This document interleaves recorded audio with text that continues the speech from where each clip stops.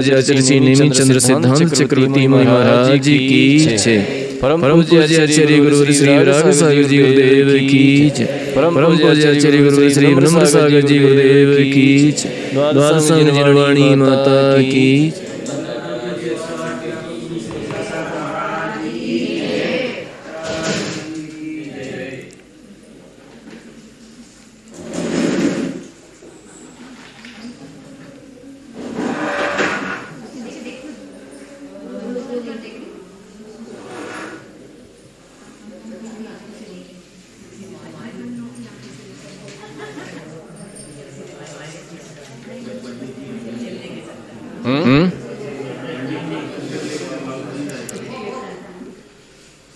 वो कह रहे बोले हम भी पढ़ते हैं, बोले हम पढ़ रहे हैं उसको।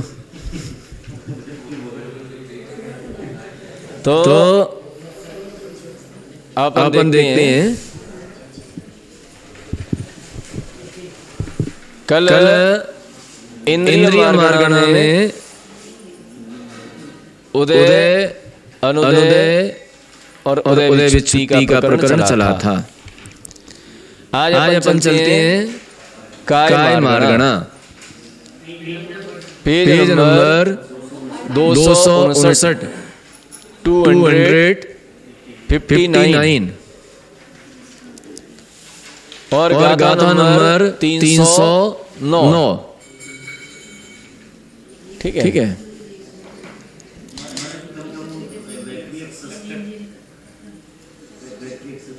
बेकरी सटक में जाते हैं। देवगति गत्यान पूर्वी बेकरी से गोपांग और दो याद नहीं है कल से मैं, और हमने ढूंढी भी नहीं, प्रयास भी नहीं किया है। बता देंगे। एवं पड़काए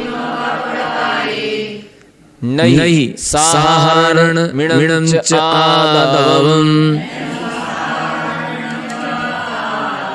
नहीं साहारण मिणं च आदवम्, दुसतद्दुगमुज्जवम्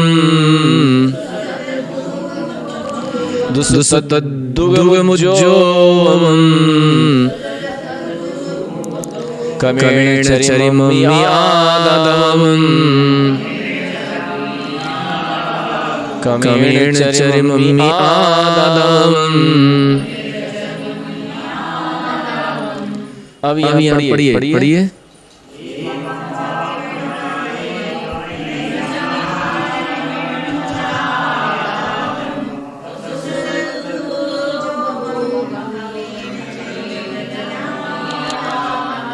अब यहाँ पर कहते हैं कि इंद्रिय मार्गणा में कथित एक इंद्रिय संबंधी 80 प्रकृति में से, इंद्रिय मार्गणा में जो एक इंद्रियों में 80 प्रकृतियां कही गई थी। दो किताब ले जा सकते हैं। प्रकृति में से साधारण प्रकृति कम करने से, साधारण प्रकृति पर कम कर देंगे तो फिर पृथ्वी काय में उदय योग्य 79 प्रकृतियां हो जाएंगी। ठीक है। जो एक इंद्रियों में 80 प्रकृतियां कहीं थी ना, उसमें साधारण कम कर दो, क्योंकि पृथ्वी काय में साधारण आदि नहीं होते। क्यों नहीं होते? साधारण वनस्पति में ही होती। दीपावली की किताब आ गई है। पृथ्वी कायक में, जल कायक में, अग्नि कायक में, वायु कायक में, इनमें साधारण नहीं होते। साधारण किसके भेद हैं? वनस्पति कायक के। साधारण प्रत्येक ये उनके भेद हैं। ठीक है ना। तो अब यहाँ पर 19 प्रकृतियां उदय योग्य होती हैं। किसमें? किस में होती हैं? तो साधारण और आतप जी अलग अलग इसलिए दे रहे हैं कि जो है पृथ्वी कायक है ना, तो पृथ्वी कायक में आतप का उदय होता है। आतप प्रकृति का उदय होता है पृथ्वी कायक में, इसलिए ये अलग अलग किए हैं 5 4 स्थावर। यद्यपि साधारण का उदय तो किसी चारों में से किसी में नहीं होता है, पृथ्वी, जल, अग्नि और वायु, लेकिन उनमें और प्रकृतियां कम होती जाती हैं, तो इसलिए इन्होंने अलग अलग दिए इसके।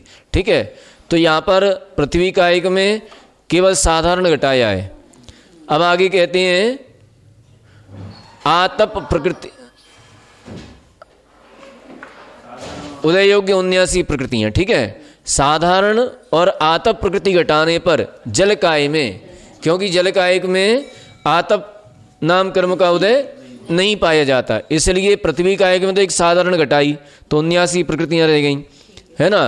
और जल कायिक में साधारण और आतप ये 2 प्रकृतियां घटाई तो जल कायिक में उदय योग्य प्रकृतियां कितनी है? 78।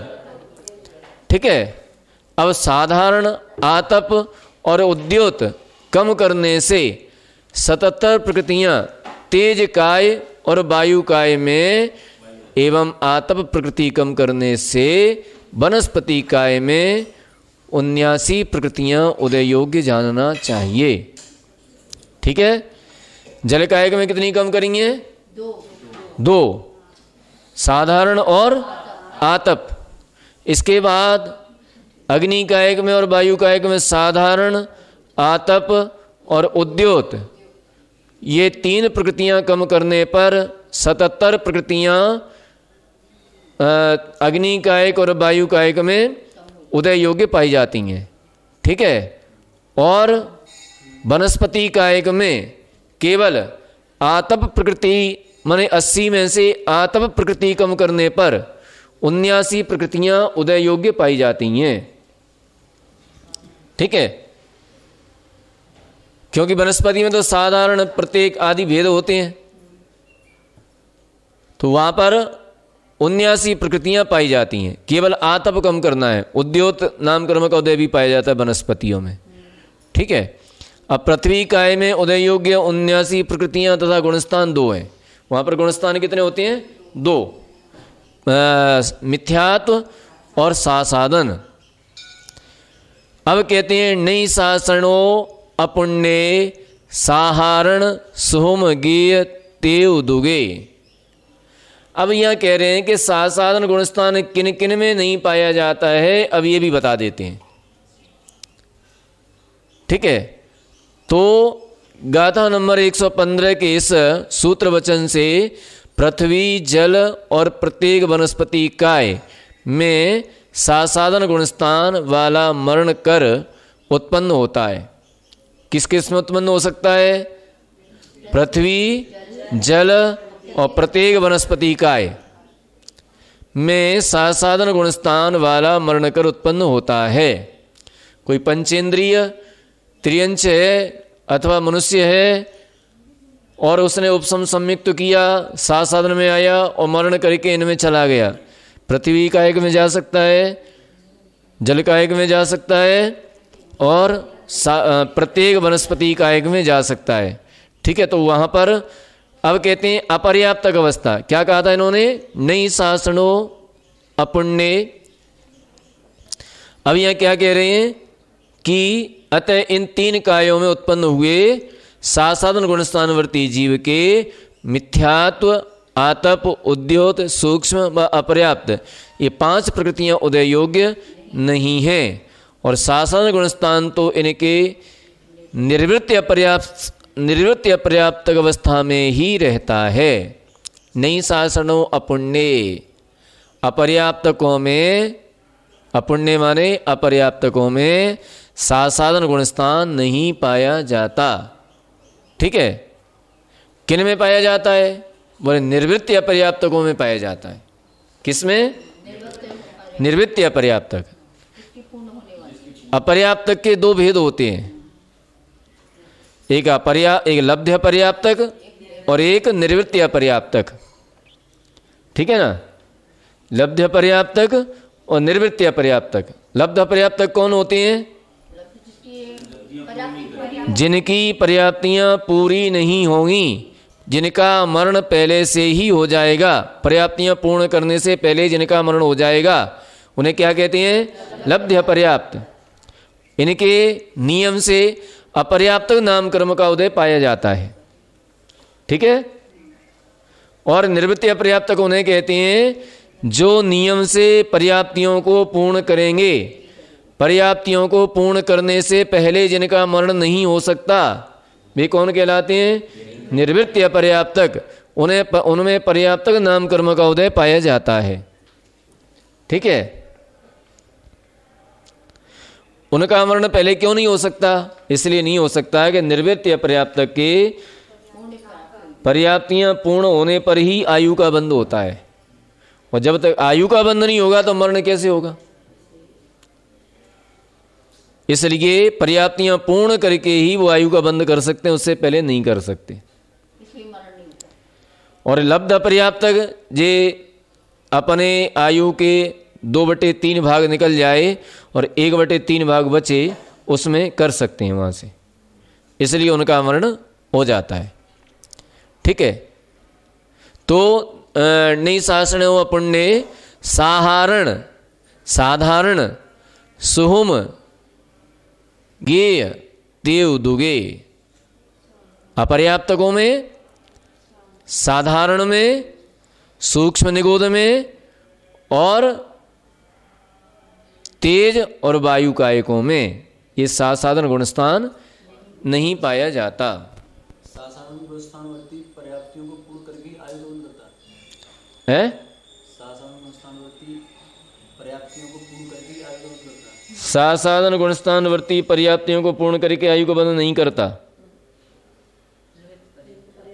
निवृत्ति पर्याप्तक जो है ना साधारण गुणस्थान, तो निर्वृत्ति पर्याप्तक जब तक पर्याप्तियां पूर्ण करेगा तब तक पहले गुणस्थान में आ जाएगा। साधारण वाला कहाँ रहा?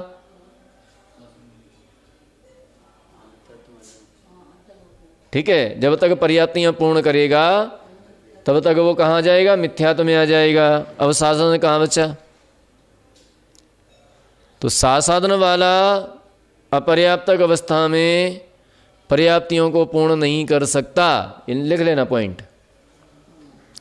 साधन गुणस्थान में, साधन गुणस्थान अपर्याप्तक अवस्था में आयु का बंध नहीं हो सकता। ठीक है, अपर्याप्त अवस्था में आयु बंध नहीं होता। साधन गुणस्थान में अपर्याप्तक अवस्था में आयु का बंध नहीं हो सकता। क्यों नहीं हो सकता?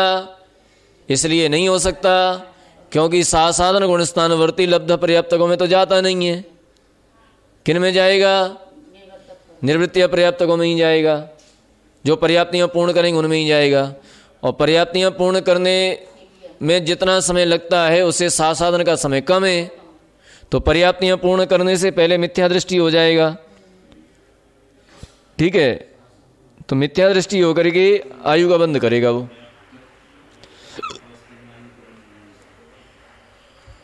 ठीक है, तो इस जो सूत्र वचन है, तो इससे जो है यहाँ कहा गया है कि इन पर्यायों में नहीं जाता। अब इनके ये 5 प्रकृतियां अनुदय बताई थी और कहते हैं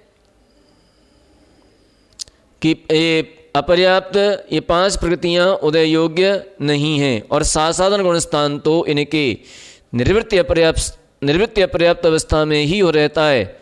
स्त्यान गृद्धि आदि 3 निद्रा और इंद्रिय पर्याप्ति पूर्ण होने पर उच्छ्वास पर्याप्ति पूर्ण होने पर और परघात प्रकृति शरीर पर्याप्ति के पूर्ण होने पर उदय योग्य हैं। अतः इन 5 प्रकृतियों का यहाँ उदय नहीं है। मिथ्यात्व गुणस्थान में पर्याप्ति के पूर्ण होने पर उदय योग्य हैं, अतः इन 5 प्रकृतियों का यहाँ उदय नहीं है। मिथ्यात्व गुणस्थान में विच्छिन्न प्रकृति 10, उदय प्रकृति 79 तथा अनुदय प्रकृति का अभाव है। साधारण गुणस्थान में विच्छित्ति 6 प्रकृति की, उदय 69 प्रकृति का और अनुदय 10 प्रकृति का है। ठीक है, तो मिथ्यात्व गुणस्थान में कितनी प्रकृतियां विच्छिन्न हुई हैं? यहाँ पर 10। पृथ्वी कायक में उदय विच्छुत्ति उदय अनुदय की संदृष्टि, ये किसकी है? पृथ्वी कायक की। ठीक है, तो यहाँ पर 79 प्रकृतियों का उदय, क्योंकि एक प्रकृति नहीं है। कौन सी नहीं है? साधारण। साधारण का उदय नहीं पाया जाता और शेष प्रकृतियों का पाया जाता है। और यहाँ पर विच्छुद्धि 10 प्रकृति की है, तो 10 प्रकृतियाँ कम हो गई 79 में से, तो कितनी बची? 69। दूसरे गुणस्थान में 6 प्रकृति की विच्छुद्धि है। 6 प्रकृति कौन सी? अनंतानुबंधी, 4 कसाय और 1 इंद्रिय और स्थावर, इनकी विच्छुद्धि हो जाती है। और 10 प्रकृतियाँ कौन सी हैं? जो ऊपर बतलाई गई हैं, जो ऊपर अपन ने बतलाया था ना, उन 10 प्रकृतियों को कम करना चाहिए। कौन सी हैं वे?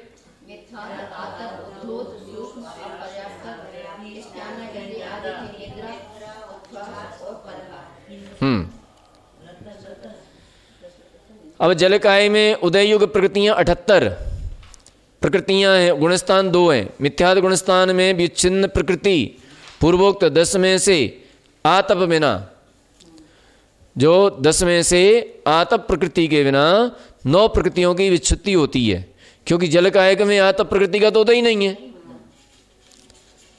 तो इसलिए पहले ही हटा दी उन्होंने।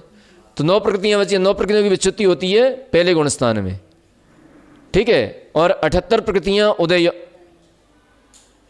उदय प्रकृतियां कितनी? 78, और अनुदय का अभाव है। सासाधन गुणस्थान में विच्छिन्न प्रकृति 6 और अनुदय प्रकृति 9 तथा उदय प्रकृति 69,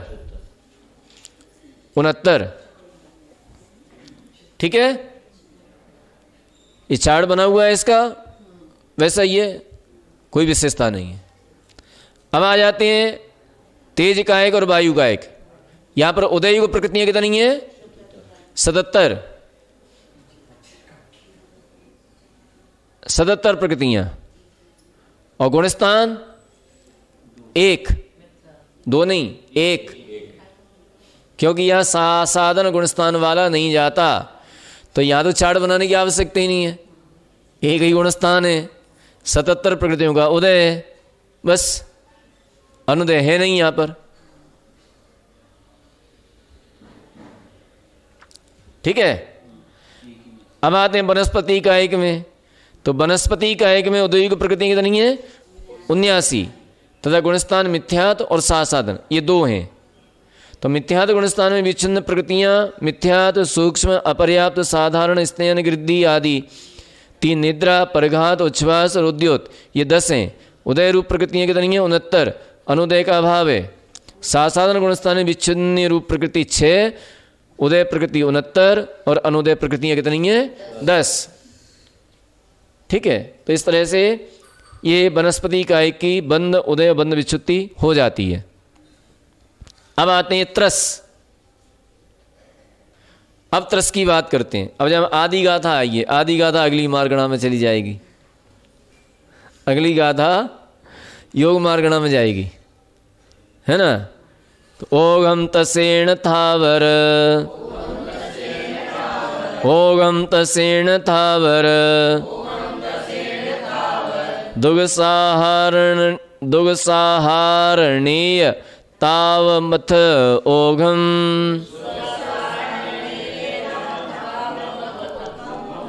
आदि गाथा दूसरे पेज पर आ जाओ योग मार्गणा में।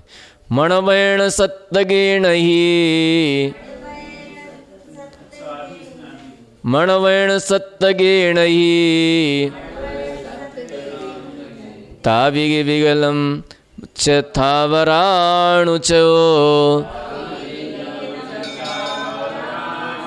ताविगी विगलम च थावराणुचो। पढ़िए, पढ़ दीजिए।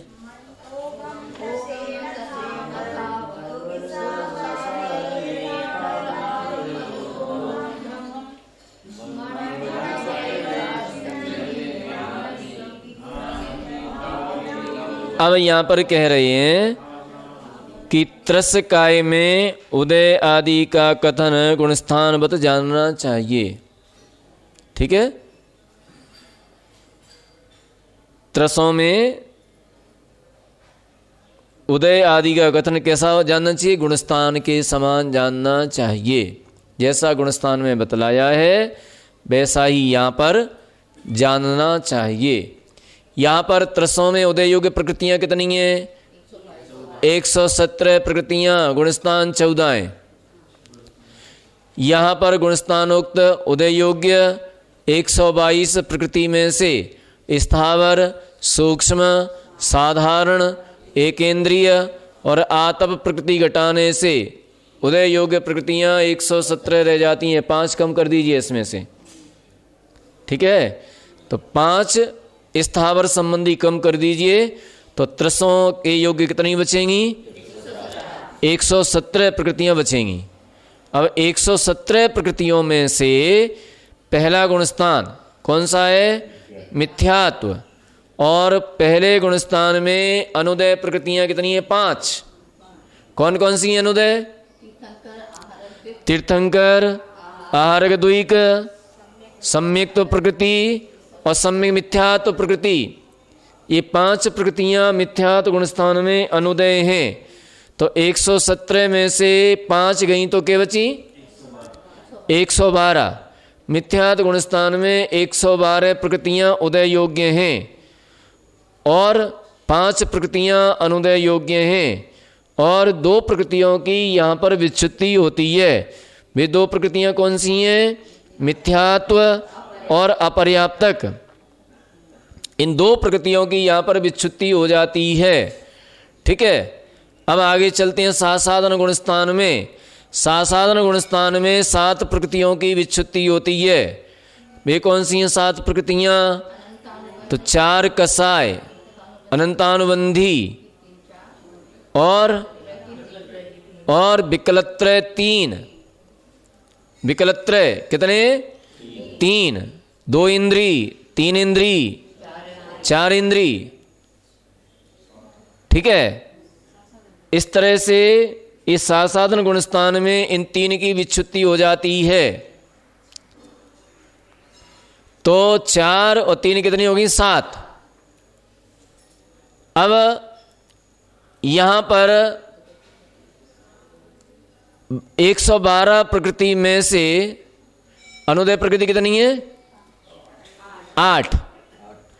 तो 112 में से 8 गई तो क्या बची?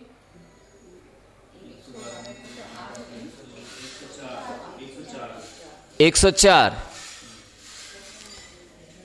तो 5 + 2 तो 7 हो गई और 1 नरक गत्यानुपूर्वी तो कितनी हो गई ये? 8 हो गई। तो 8 प्रकृतियां कम कर देंगे।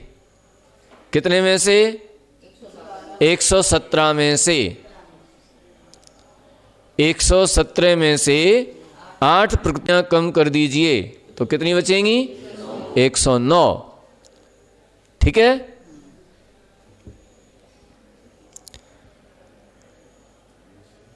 ये समझ में आएगी 109। अगर पहले गुणस्थान में अनुदय कितनी थी? 5। उदय कितना था? 12।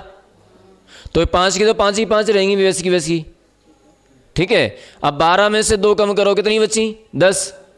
और 1 नरक गत्यानुपूर्वी और कम कर लो तो 9 बची। आगे समझ में? अभी उन 5 में से 1 भी आई नहीं है इसमें, इसलिए यहाँ 109 प्रकृतियां उदय योग्य हैं और 8 प्रकृतियां अनुदय में हैं और 7 प्रकृतियों की यहाँ पर विच्युति हो रही है। 4 कसाय और 3 विकलत्रय। अब आते हैं अपन मिश्र गुणस्थान में। तो मिश्र गुणस्थान में कितनी प्रकृतियों की विच्युति है? 1 सम्यक मिथ्यात्व प्रकृति की। उदय प्रकृतियां कितनी हैं? 100। और अनुदय प्रकृतियां कितनी हैं? 17। 7 और 8 कितनी हुई? 7 और 8 15। और 3 कौन सी आ गई जी? 3 कौन सी आ गई? 3 आ गई, तीनों गत्यानुपूर्वी, क्योंकि नरक गत्यानुपूर्वी तो पहले ही ले ली थी, ऊपर ही है ना। नरक गत्यानुपूर्वी पहले ही ले ली थी। अब क्या बची? 3 गत्यानुपूर्वी बची, देव, त्रियंच और मनुष्य। उनको यहां जोड़ दिया, वो अनुदय में हो गई। तो अनुदय में हो जाने के कारण यहां पर 15 और 3 कितनी हो गई? 18। और एक सम्यक मिथ्या तो कम कर लो, तो कितनी बची? 17। अब 17 बची, ठीक है। तो 17 प्रकृतियां यहां पर अनुदय और एक प्रकृति की विच्छुत्ति और 100 प्रकृतियां यहां पर उदय में हैं, ठीक है।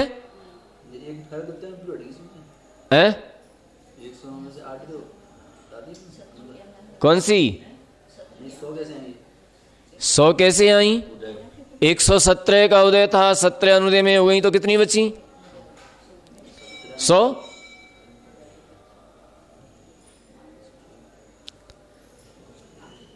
नरक गत्यानुपूर्वी क्या है कि यहाँ गत्यानुपूर्वी कह रहे ना, जो गत्यानुपूर्वी यहाँ कही है 8 + 7 प्लस नरक गत्यानुपूर्वी बिना शेष 3 गत्यानुपूर्वी, क्योंकि नरक गत्यानुपूर्वी उन्होंने पहले ही कम कर दी थी, तो पहले कम कर दी थी तो इसलिए वो इसमें जुड़ी हुई है 8 में, इसलिए यहाँ पर उन्होंने नरक गत्यानुपूर्वी को अलग कर दिया। तो 15 और 3 18, एक सम्यक मिथ्या तो कम कर ली, तो 17, 100 प्रकृतियां उदय में और 17 प्रकृतियां अनुदय में और एक की विच्छुत्ति हो रही है, ठीक है। अब चलते हैं आगे। असंयत गुणस्थान मानी सम्यक दृष्टि। सम्यक दृष्टि जीव के 104 प्रकृतियां उदय में हो जाती हैं। क्यों हो जाती हैं? क्योंकि चारों अनुपूर्वी यहां पर उदय में आ जाती हैं, तो 100 और 4 कितनी होगी? 104। चारों पूर्वियों को उदय हो जाने के कारण यहां पर 104 प्रकृतियां उदय में आ जाती हैं, ठीक है। अनुदय में 13 प्रकृतियां, क्योंकि 17 में से 4 कम कर दो तो कितनी बचेंगी? 13। और जो उसका जो विच्छुत्ति हुई थी ना संयुक्त प्रकृति, तो संयुक्त प्रकृति की विच्छुत्ति होने में 18 हो गई थी, लेकिन उसमें से एक संयुक्त प्रकृति और निकाली तो 70 की 70 ही बची, ठीक है।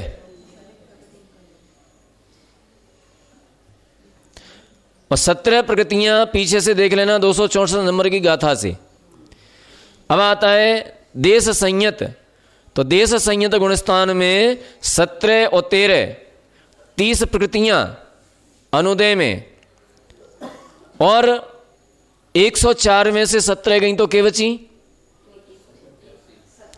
87, है ना। 87 प्रकृतियां यहां पर उदय योग्य हैं और 8 प्रकृतियों की विच्छुत्ति हो रही है। तो इस प्रकार से ये यहां पर देश संयत गुणस्थान हुआ। 8 प्रकृति की विच्छुत्ति, 87 प्रकृति का उदय और 30 प्रकृति का अनुदय।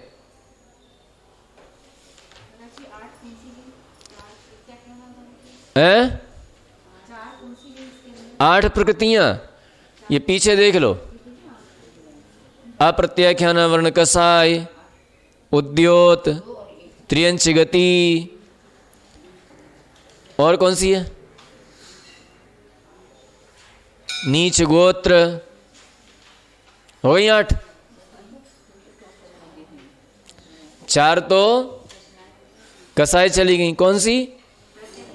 प्रत्याख्यान वर्ण कसाय, नीच गोत्र, उद्योत, त्रियंच गति,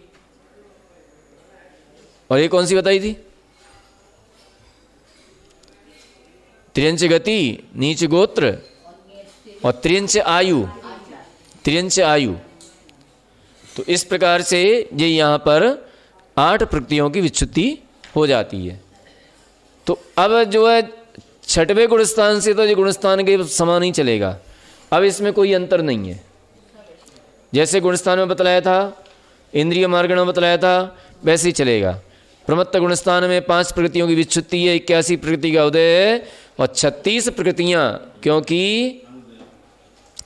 30 और 8 कितनी हो गई? 38। लेकिन 2 प्रकृतियों का यहाँ पर उदय आ जाता है, कौन सी? आहार द्विक का। तो 2 प्रकृतियां कम कर दी तो कितनी बची? 36। और यहाँ पर 81 प्रकृतियां उदय में रहती हैं, ठीक है। 5 की विच्छुत्ति है। अप्रमत्त गुणस्थान में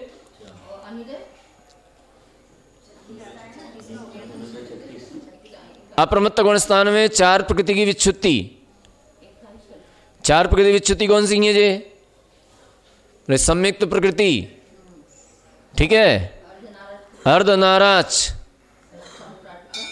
कीलक, असम प्राप्तास्त्र पाटिका, ये 3 सहनन और सम्यक्त प्रकृति, ये 4 प्रकृतियों की यहां पर विच्छुत्ति हो जाती है 7वें गुण स्थान में, ठीक है। उदय योग्य प्रकृतियां कितनी है? अनुदय प्रकृतियां 41 हैं, क्योंकि 36 और 5 41।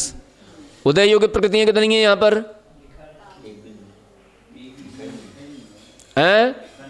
अब लिखा नहीं है, छूट गया है, तो लिखा नहीं है तो फिर उसमें लिख लीजिए 81 प्रकृतियों में से 4 कम कर दो, कितनी बचेंगी? 4 कम कर देंगे तो 77 प्रकृतियां यहां पर उदय योग्य रहेंगी।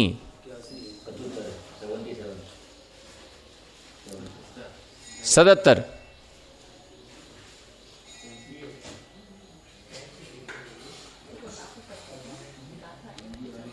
ठीक है।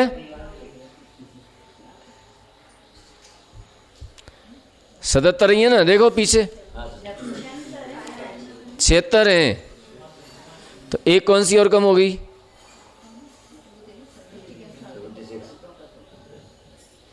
हाँ ठीक है ठीक है ठीक है। 81 में से 5 घटाना है, 4 नहीं घटाना।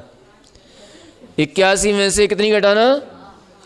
5 घटाना, तो 5 घटाएं तो कितनी बचेंगी?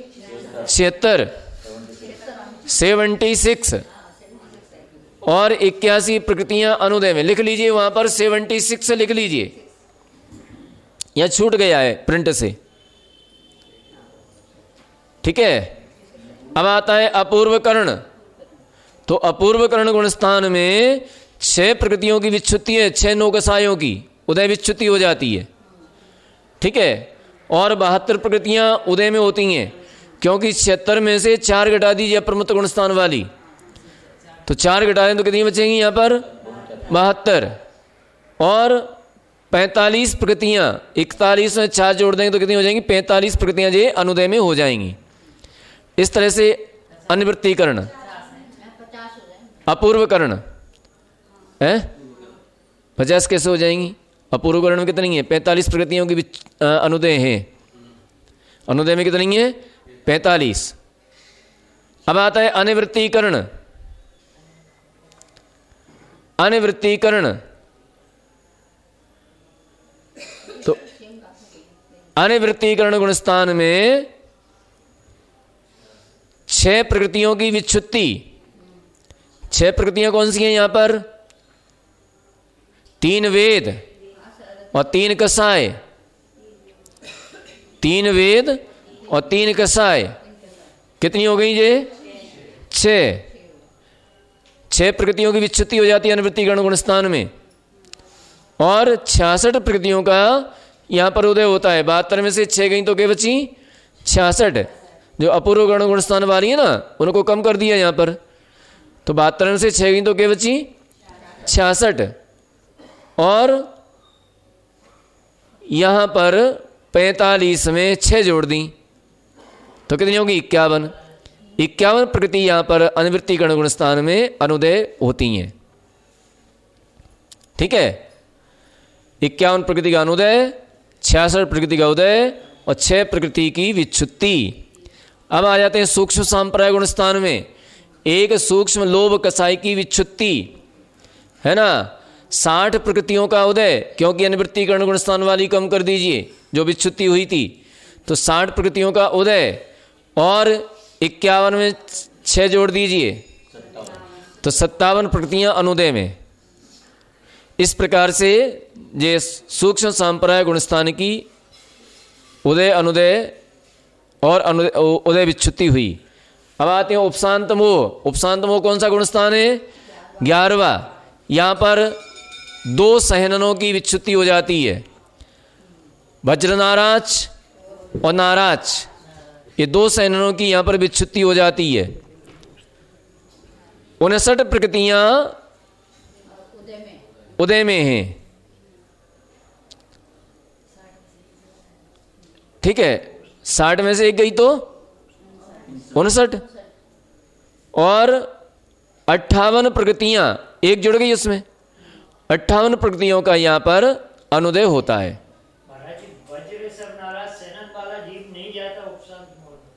ऐसा नहीं है कि नहीं जाता, वज्र वृषभ नाराज सहनन वाला तो कुछ भी कर सकता है। किसकी? वज्र वृषभ नाराज सहनन की विच्छुत्ति नहीं हुई यहाँ पर। यहाँ पर वज्र नाराज और नाराज ये दो सहननों की विच्छुत्ति हुई है। वज्र वृषभ नाराज सहनन तो 13वें 14वें गुणस्थान तक जाता है। क्या है यहाँ पर देखो, समझने की बात ये है कि छपक श्रेणी मानने वाला केवल वज्र वृषभ नाराज सहनन वाला ही होता है, लेकिन उपसम श्रेणी मानने वाला वज्र वृषभ नाराज, वज्र नाराज और नाराज, इन तीनों सहननों में उपसम श्रेणी मानी जा सकती है। आ गया समझ में? ये क्लियर हो गया? तो तीनों सहननों में उपसम श्रेणी मानी जा सकती है, लेकिन छपक श्रेणी सिर्फ वज्र वृषभ नाराज सहनन में ही मानी जा सकती है। क्षीणमोह गुण स्थान में 30 प्रकृतियां विच्छुत्ति नहीं, 16 प्रकृतियां विच्छुत्ति। क्षीणमोह गुण स्थान में 16 प्रकृतियों की विच्छुत्ति, 5 ज्ञानावरण, 4 दर्शनावरण, 5 अंतराय, निद्रा और प्रचला, इनकी जो है विच्छुत्ति, और 57 प्रकृतियों का यहाँ पर उदय पाया जाता है, और 60 प्रकृतियां अनुदय में रहती हैं। ठीक है, अब आता है संयोग केवली गुणस्थान, माने अरिहंत भगवान के 30 प्रकृतियां विच्छिन्न होती हैं, 42 प्रकृतियों का उदय पाया जाता है, और 75 प्रकृतियां अनुदय में रहती हैं। अयोग केवली के 12 प्रकृतियों की विच्छुत्ति और 12 प्रकृतियों का ही उदय, और 105 प्रकृतियां अनुदय में रहती हैं। इस प्रकार से ये जो है काय मार्गणा में 34 काय में 14 गुणस्थान पूर्ण हो जाते हैं। ठीक है, इसमें कोई शंका, कोई प्रश्न, कोई समझ में नहीं आई हो कोई बात तो बता दीजिए अभी। बोलो कमल कुमार जी। जैसे ये सहयोग केवली में आ रहा है, तीर्थंकर प्रकृति कम हो जाती है। तीर्थंकर प्रकृति कम हो जाएगी तो यहाँ पर 41 प्रकृतियां बचेंगी उदय में। तीर्थंकर अगर हैं तो 41 बचे। तीर्थंकर अगर हैं तो 42 प्रकृतियों का उदय है यहाँ पर, और तीर्थंकर प्रकृति नहीं है तो 41 का उदय होगा। ठीक है, और 14वें गुणस्थान में फिर 11 प्रकृति की विच्छुत्ति होगी। आगे समझ में ना? और बोलो। महाराज जी, एक इंद्रिय में पृथ्वी काय के केवल यहाँ पर साधारण और उद्धूत लिया, आतप लिया, उद्धूत नहीं लिया। नहीं, उद्धूत क्यों नहीं लिया? उद्योत का उदय होता है चंद्र विमानों में। चंद्र विमान का है, पृथ्वी का तो है ही। पृथ्वी कायक में आतप नहीं लिया है। आतप का उदय तो है सूर्य विमान में। फिर आतप कहाँ है? कहाँ लिया है? पढ़ो अच्छे से। नहीं, आतप लिया है, उद्धूत नहीं लिया। किसमें? जल का नहीं, साधारण प्रकृति। एक इंद्रिय में साधारण प्रकृति कम करने पर पृथ्वी में उदय केवल एक कम किया है। तो आप 2 काय को कह रही हो एक कम किया है? तो जल का एक में 2 कम किए, आतप और साधारण। ठीक है, तो कल अपनी आएगी योग मार्गणा। आज इतना ही। बोले महावीर भगवान की।